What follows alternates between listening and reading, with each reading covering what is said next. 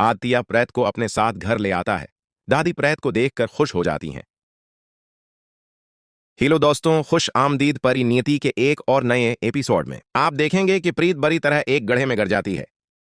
कोई भी उसे बचाने के लिए नहीं आ रहा होता। प्रीत बहुत आवाजें लगाती है। ऊपर से तूफान भी आने वाला होता है।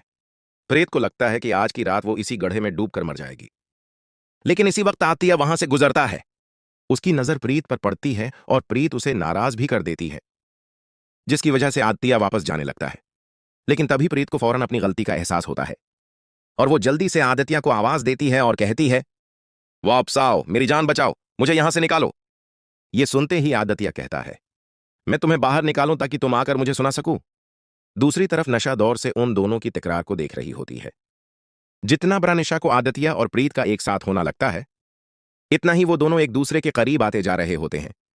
यहां आदित्य रस्सी देकर प्रीत को बचाने की कोशिश करता है, मगर प्रीत रस्सी को पकड़ नहीं पाती और आदित्य खुद गड्ढे में गिर जाता है।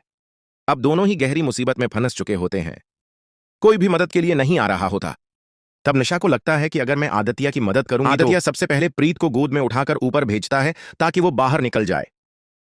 ये देखकर निशा के होश उड़ जाते हैं। प्रीत बाहर आ जाती है। उसके बाद आदित्य खुद भी गड्ढे से निकलता है। वो नशा का शुक्रिया तक नहीं कहता और सीधा प्रीत को लेकर अपनी गाड़ी में बैठकर चला जाता है। ये सब देखकर निशा का दिमाग घूम जाता है और वो हैरान हो जाती है कि ये मेरे साथ क्या हो रहा है। आदित्य तो मेरे साथ खेल खेल रहा है। वो कैसे प्रीत को मेरी आंखों के सामने ले जा सकता है। जैसे ही आदित्य प्रीत को अपने घर लेकर आता है, दादी जो काफी देर से उसका इंतजार कर रही थीं, पूछती हैं कि आदित्य आज इतनी देर कैसे हो गई। तुम तो कभी देर नहीं करते, आज आखिर ऐसा क्या हो गया। दादी दरवाजे की तरफ देखती हैं और जैसे ही आदित्य को प्रेत के साथ देखती हैं, इनका चेहरा खुशी से खुल उठता है, क्योंकि जिस लड़की को दादी ने आदित्य के लिए चुना है, अगर वही लड़की आदित्य के साथ आए तो दादी की खुशी की कोई हद नहीं रहती। दादी फौरन आरती की थाल लेकर आ जाती हैं। आदित्य ये सब देखकर हैरान रह जाता है और कहता है, दादी आप पागल हो गई हैं क्या? एक अनजान लड़की की आरती उतारेंगी आप? तो दादी जवाब देती हैं, ये अनजान नहीं है बल्कि वही है जो इस घर का हिस्सा बनेगी। यह सुनकर आदित्य शिद्र रह जाता है और कहता है, दादी आप क्या फजूल बातें कर रही हैं? मैं उस लड़की से शादी कैसे कर सकता हूं?